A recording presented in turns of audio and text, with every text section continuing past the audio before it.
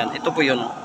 Yan. May lalabas siya na usok, pero hindi po yan mabaho na usok kasi yung usok pala na lutong-luto, hindi pala siya aamoy, babaho o aamoy.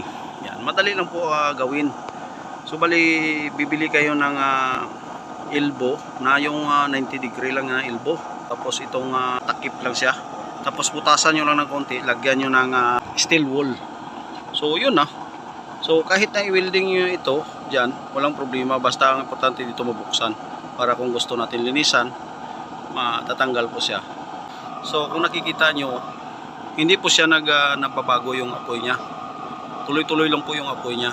Yan, recommended ko talaga ito sa mga kasamahan natin na gumagawa ng kalan. Bago natin ibenta, madali lang po ito. Tubo lang po, katingin nyo na lang po, tapos semi-slanting lang, welding nyo, tapos ito. Mamura lang man ito. Tag 15 pesos lang po ito. Ito tag 15 pesos 30 pesos lang yung nadagdag nyo.